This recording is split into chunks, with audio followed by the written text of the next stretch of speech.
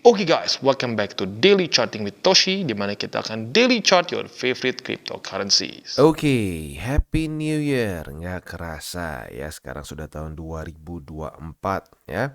Kita bandingkan dengan ya bisa dibilang 2023 awal, di mana market masih loyo, orang-orang cenderung seperti apa ya, dalam tanda kutip marah ke kripto gitu ya, terutama ke Bitcoin, di mana dia waktu itu sedang terus membuat lower low, dan seperti apa ya, kayaknya belum ada harapan untuk bisa membuat suatu rally yang cukup signifikan. Tetapi gue udah bahas dari waktu itu ya, ayo terus akumulasi karena kita nggak pernah bisa tahu di mana bottomnya. Dan buat lo yang terus setia ya, setia dalam melakukan akumulasi DCA terus secara berkala, congratulations, sekarang pasti sudah memetik hasilnya. Walaupun baik lagi, ini masih jauh dari all time high, masih jauh dari cycle top menurut gue. Tapi sekarang pun kita sudah mengantongi profit yang cukup signifikan. Bitcoin aja udah ratusan persen, beberapa alts udah deh sampai 10x ya, luar biasa. Oke, nah untuk hari ini gua akan satuin lagi DCWT-nya karena ya biasa ini lagi hari libur nih ya, tanggal 1 Januari. Jadi gua ada acara. Jadi untuk hari ini sekali lagi gua akan satuin DCWT. Jadi kita akan bahas Bitcoin, Ethereum dan altcoins ya. Oke, dalam 24 jam terakhir kita bisa lihat di sini terjadi peningkatan sebesar 0,18% dan sekarang trading di angka 1,66 triliun US dollars dengan peningkatan Bitcoin dominan sebesar 0,14% ya. Nah, kalau kita lihat di sini untuk Bitcoin terjadi peningkatan sebesar 0,76, sementara beberapa alts lain seperti Ethereum, lalu apalagi mungkin ya sisanya sih banyak yang terkoreksi. Yang mungkin sedikit di luar dari tren adalah Solana, di mana Solana rally lagi sebesar kurang lebih kalau kita bulatkan 2% dan sekarang ada di angka 103,53 ya. Nah, sisanya mungkin yang lain cenderung sedikit terkoreksi atau meningkat tipis. Ini menyebabkan kenapa Bitcoin dominance meningkat dengan cukup signifikan pada hari ini. Nah, seperti biasa kita ingatkan bahwa sekarang TCI atau bahwa sekarang kita sudah aktif di Twitter atau di X ya, di @toshicryptoindo. Jadi buat lo yang belum follow bisa silakan follow, dimana kita akan membahas segala sesuatu yang berhubungan dengan kripto dan finance ya. Bentuknya di sini bisa analisa, bisa news dan juga bisa memes ya. Buat yang belum follow sekali lagi bisa follow di @toshicryptoindo. Oke. Selanjutnya kita akan geser ke economic calendar ya. Kita masuk ke GMT plus 7 seperti biasa. Untuk hari ini tanggal 1 Januari sesuai dengan pembahasan di CWT kemarin ya. Orang-orang masih vibe libur jadi belum ada data yang terlalu penting. Kita langsung loncat ke besok. Untuk besok tanggal 2 Januari hari Selasa, dari US ada yang penting atau enggak, dan ternyata langsung keluar ya, ada satu data penting yaitu S&P Global US Manufacturing PMI ya. Untuk ini detailnya kita bahas besok. Sekarang kita akan masuk dulu ke news. Untuk news ini datang dari US ya, di mana ada beberapa data option ya dari Greeks.live menunjukkan bahwa implied volatility untuk Januari tanggal 12 ya, atau option dari tanggal Januari 2012 itu ternyata menurun bukannya meningkat ya. Ini menunjukkan bahwa ada kemungkinan akan terjadi volatility yang lebih kecil dibandingkan yang kita prediksi dari sebelum-sebelumnya ya. Nah, jadi apa namanya, lagi-lagi ya, ada apa namanya, EV atau implied volatility yang cenderung kecil atau menurun ya. Nah, EV ini adalah IV kok jadi EV. IV ini measure dari market expectation ke future prices movements ya. Jadi kasarnya, bahasa super simpelnya adalah semakin tinggi si IV ini, semakin besar juga kemungkinan volatility begitu ya. Nah, ini mungkin salah satu yang gue sudah sering bahas dari kemarin-kemarin. Hati-hati, gue bilang. Kita bukan dukun, kita nggak pernah tahu apakah market sudah price in harga atau belum. Nah, ini adalah salah satu ciri-ciri bahwa market sudah mulai memprice in harga. Tapi ini bukan pasti tidak terjadi rally atau tidak terjadi dump. Begitu, ada kemungkinan, masih terus ada kemungkinan. Nah, sekarang kalau kita lihat dari flip side-nya apa? Kalau kita ngomongin soal jangka panjang nih ya, ini kan jangka pendek nih berarti cuma ngomongin waktu dia dirilis aja si ETF-nya. Nah, kalau jangka panjangnya gimana? Jangka panjangnya sendiri kita bisa lihat di sini, ini adalah pertama kali ETF Gold ya itu di listed di New York Stock Exchange ya dengan ticker SDPR ya, Gold Shares. Nah, di awal mungkin bisa terjadi volatility. Ini adalah monthly candle ya. Nih ada apa? Ada beberapa candle yang merah, tapi overall apa trennya? Trennya adalah meningkat ke atas. Ini adalah emas.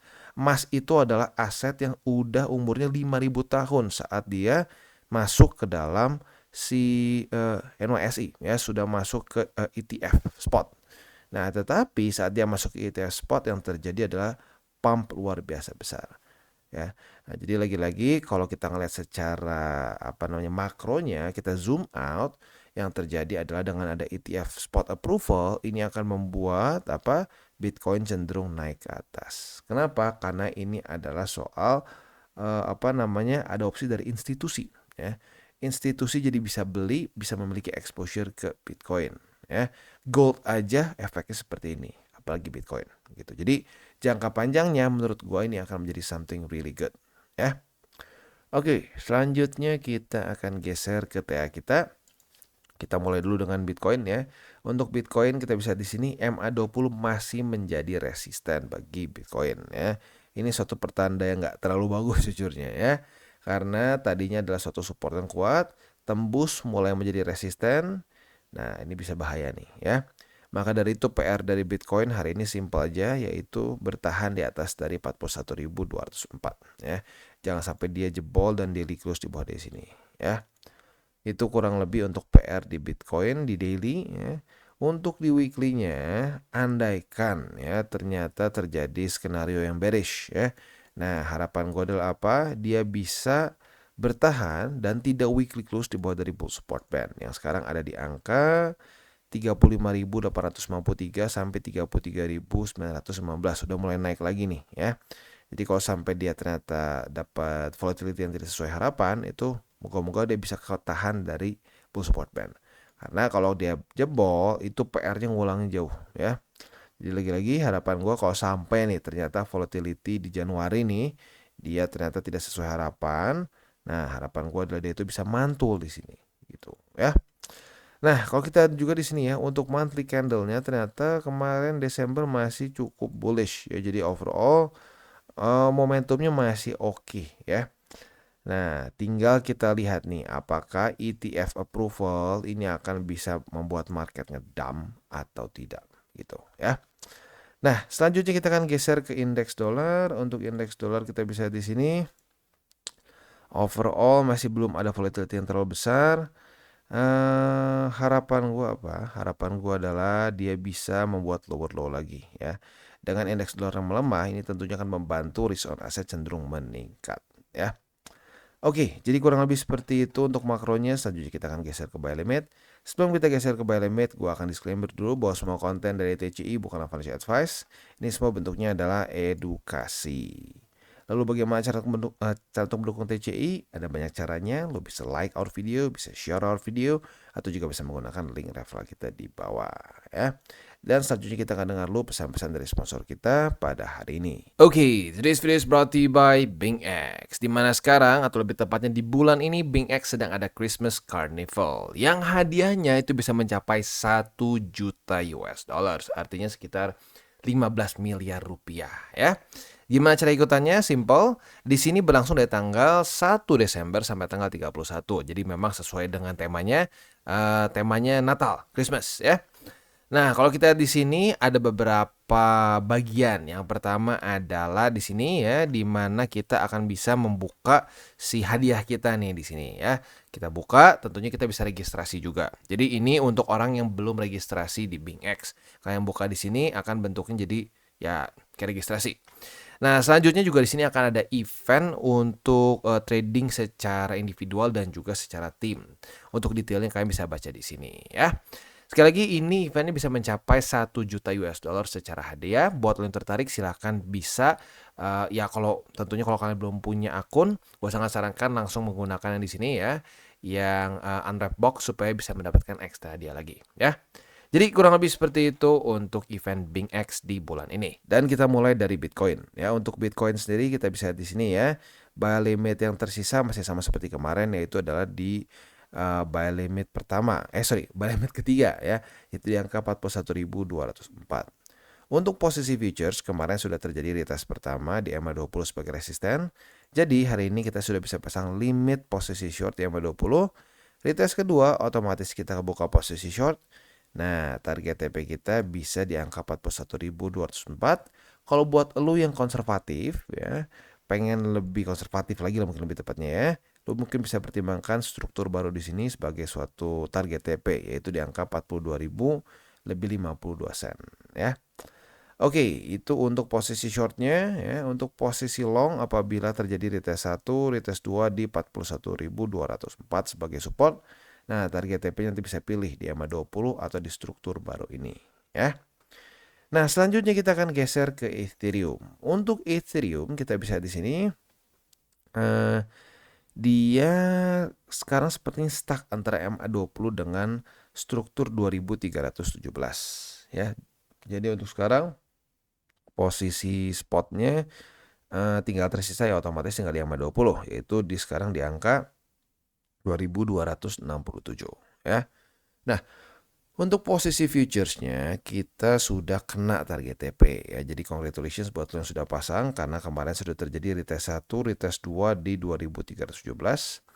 Nah, kena target TP di EMA20 lumayan. Kemarin sudah profit sebesar 2,35% ya. Nah, untuk posisi longnya hari ini tinggal kita balik logikanya. Ini sudah terjadi retest pertama nih ya. Nah, jadi hari ini kita bisa limit posisi long di EMA20 di angka 2267 ya. Nah, kalau terjadi retest otomatis kebuka posisi long. Target TP kita di angka 2317 ya. Itu kurang lebih setup untuk di Ethereum. Selanjutnya kita akan geser ke Polkadot. Untuk Polkadot dia sudah terjadi retest kedua di 8 dolar lebih 44 sen ya. Nah, untuk posisi spot sendiri dia masih bisa dibilang masih cukup utuh ya. Buy limit kedua di EMA20 di angka 7 dolar lebih 90 sen dan buy limit ketiga di struktur 7 dolar lebih 63 sen ya. Nah, untuk posisi futuresnya kita sudah dapat posisi short ya karena sudah terjadi retest 1, retest 2 di 8 dolar lebih 44 sen ya. Nah, target TP dari posisi short kita jelas yaitu di angka 7 dolar lebih 90 sen, yaitu di MA20 gitu ya. Untuk posisi longnya otomatis tinggal kita balik saja logikanya. Retest 1, retest 2 di MA20 sebagai support, kita bisa buka posisi long dengan target TP di 8 dolar lebih 44 sen ya. Jadi kurang lebih seperti itu setupnya. Selanjutnya kita akan geser ke AVAX. Untuk AVAX dia secara buy limit tinggal bertahan satu ya, yaitu di 38 dolar lebih 10 sen. Nah, jadi sekali lagi untuk posisi spot tinggal di 38,10. Untuk posisi futuresnya kemarin itu sudah terjadi retest pertama nih ya. Kemarin lusa nyaris tapi nggak terjadi ya. Jadi untuk sekarang kita bisa limit posisi long di angka 38,10.